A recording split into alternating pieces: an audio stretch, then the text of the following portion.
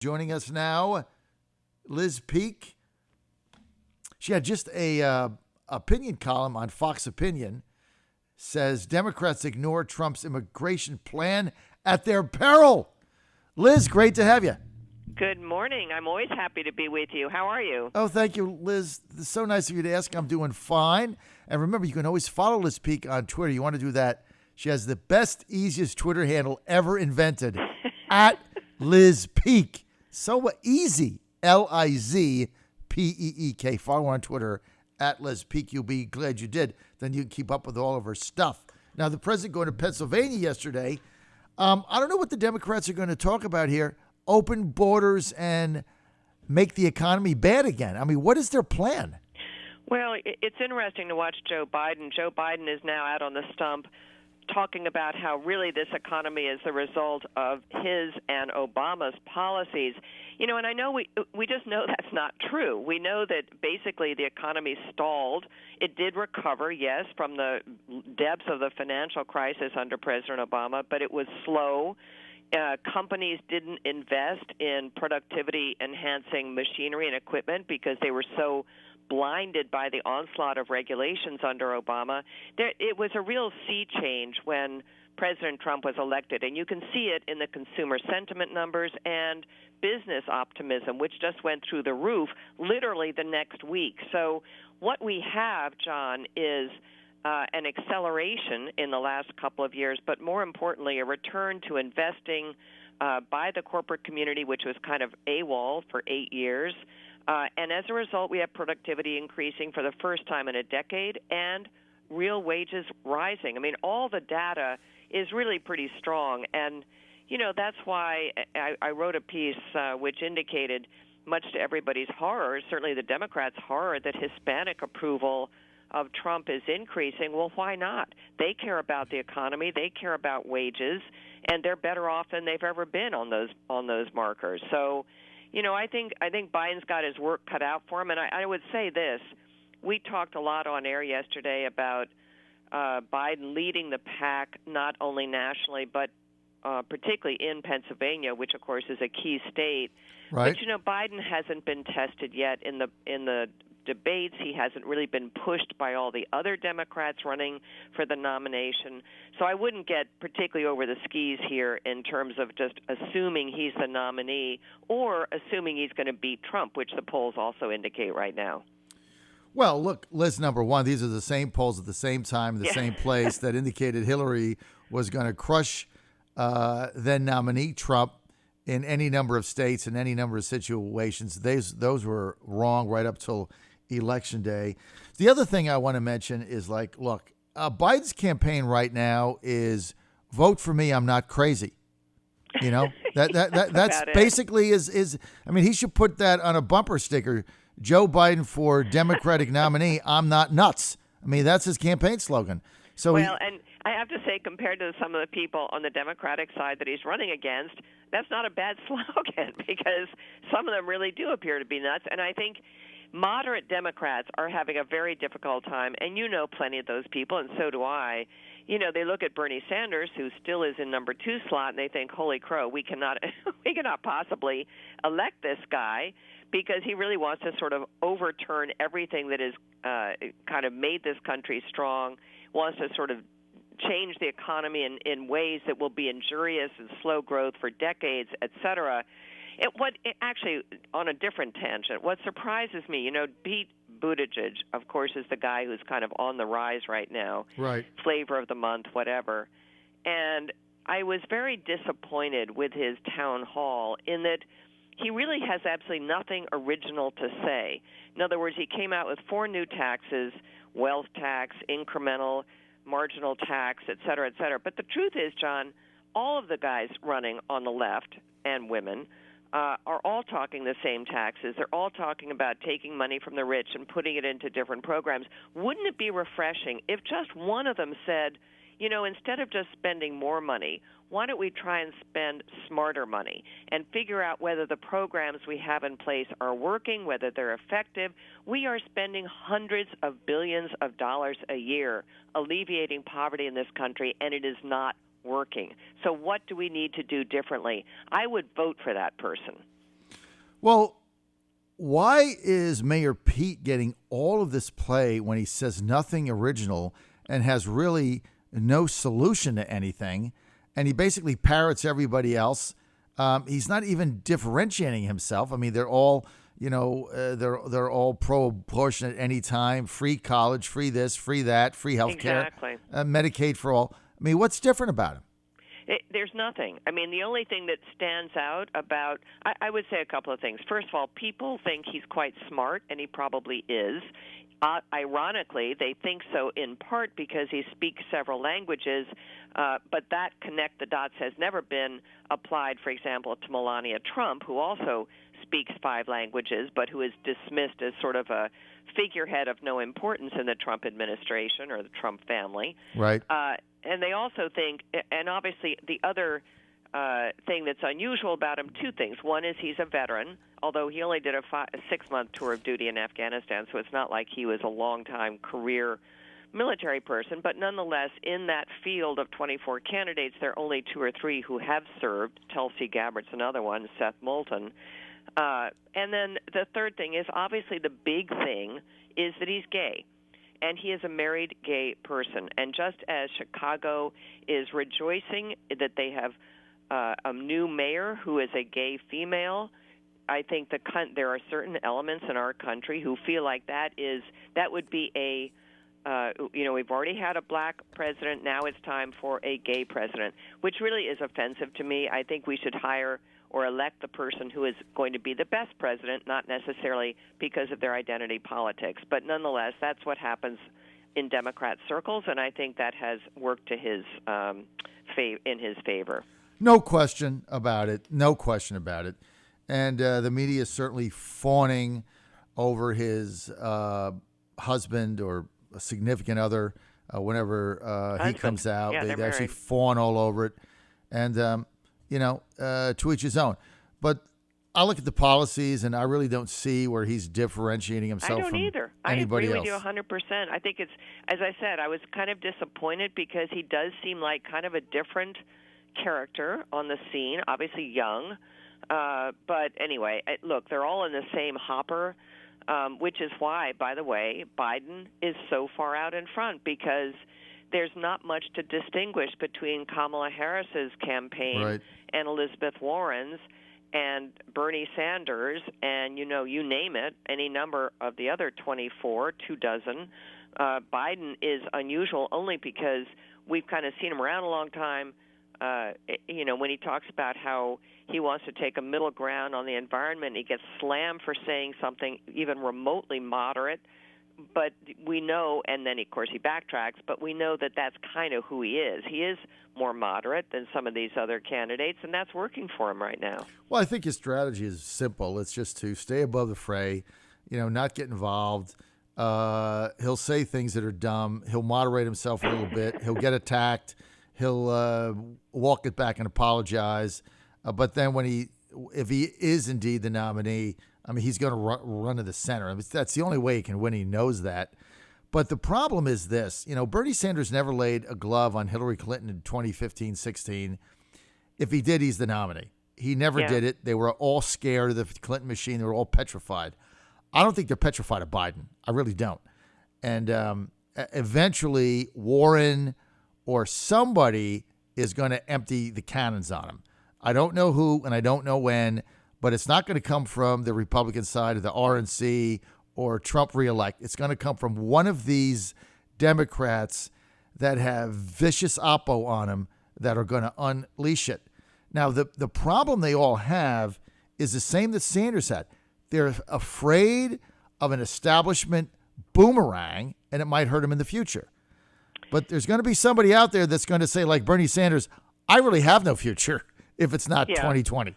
I think that's exactly right. We've seen some of that already, right? I mean, Alexandria Ocasio-Cortez has taken out after Biden, and as I say, after a couple of the things that the guy has said, which coming out as a friend of Mike Pence, talking about how not all Republicans are evil, those things apparently are anathema on the left. So, in fact, he has gotten slammed for those things by some reasonable, not reasonable, but prominent Democrats.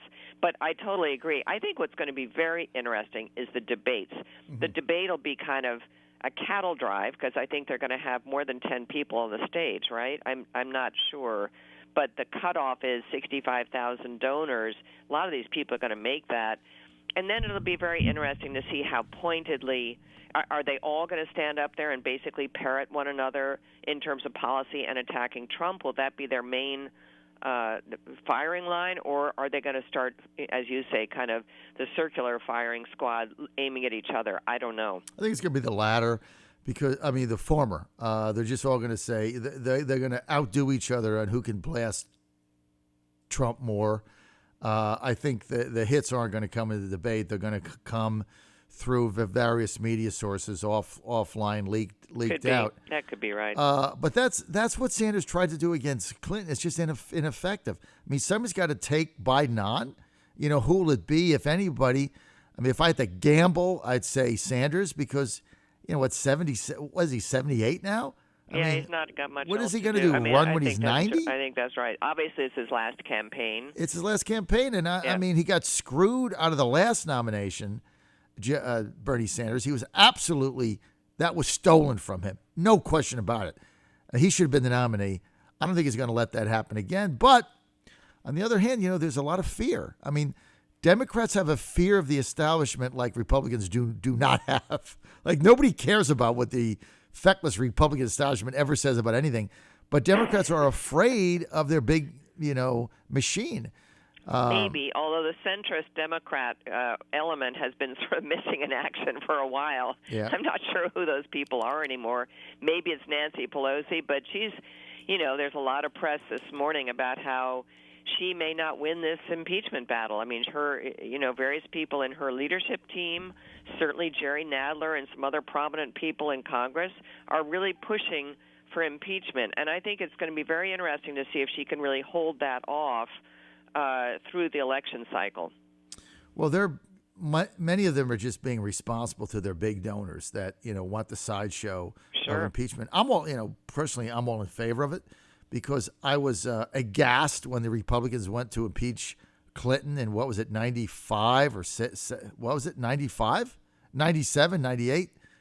I was aghast. I thought the whole thing was asinine, and when it was said and done, Clinton's approval rating was 78%, and they gained seats in the House in 1998, which was never been done before with a two-term president in his final swan song.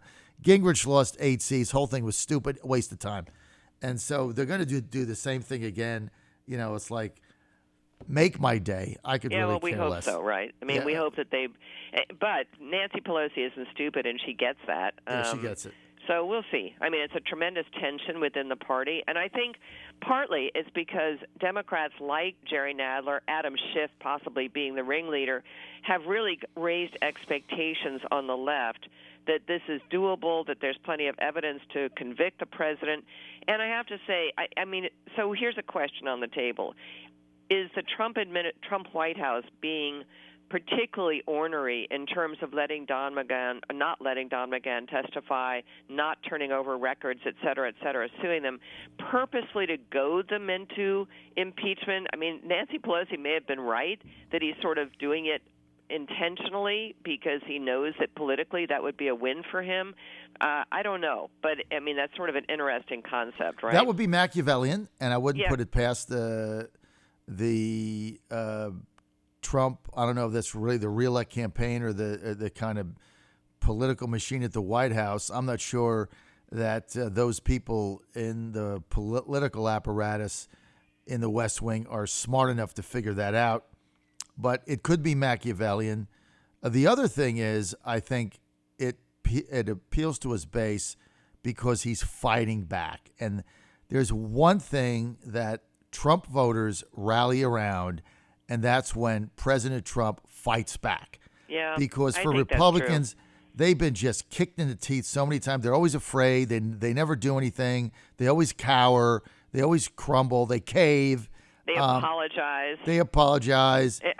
And my listeners get so fired up when this president just fights back. Yeah. And I think that's part of it. I'm just going to fight back. You want to, nothing you do, I'm going to allow it. I'm going to fight everything. We'll take it all to the Supremes, but we're going to keep fighting.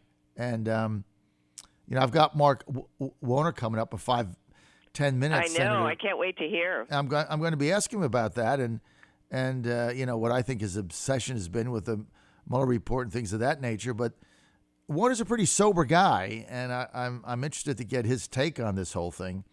But that's why I think to get a take on what's going on in Virginia. I'm sorry? I said I'm interested in hearing more about what's going on in Virginia, and you're the guy who can tell me how is this fellow Northam still governor of Virginia? It's a clown show. But look, the problem the Democrats have is Northam is not going to resign, and so what are they going to do, right? And they don't want to press it because they can't make Lieutenant Governor Fairfax governor because he's got rape allegations against him. He's not going to resign. He's been actually defiant and say, I deserve due process. The women are liars. Nobody has come forward with any credible evidence. I'm not charged with anything.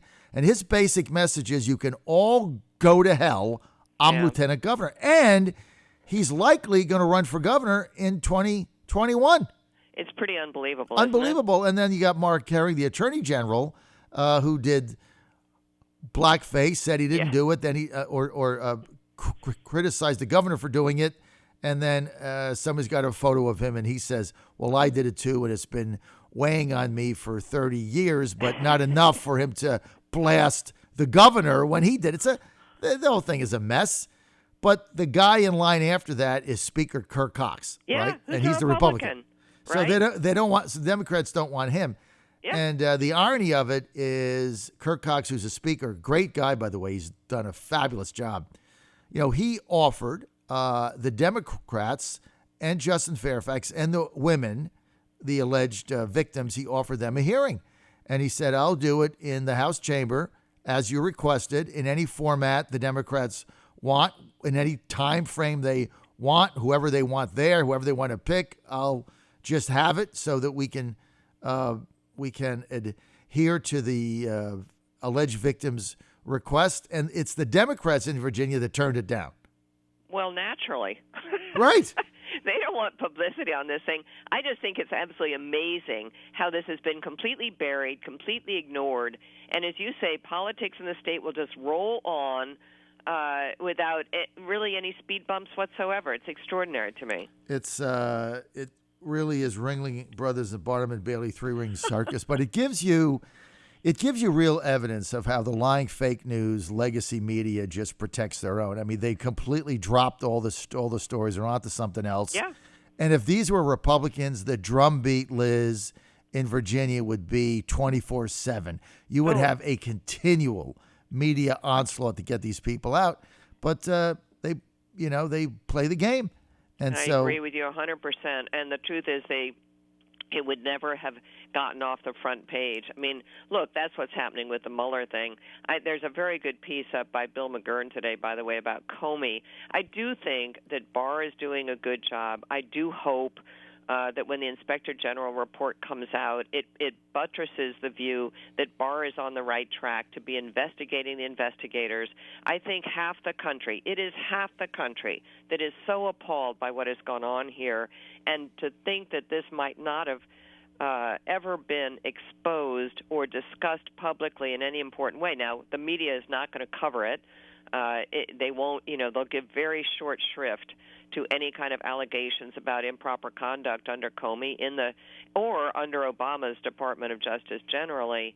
But man, I like a lot of people who are incensed that this president has had to spend 2 years of his administration under this incredible cloud when, in fact, nothing went wrong, nothing was done wrong.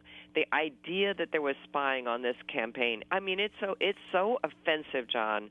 It should be a very valuable tool for Republican fundraising. I hope it is. We're going to have the quixotic Amash and other people probably run against the president, but the approval rating for this president amongst Republicans is extraordinarily high. It's an all-time high.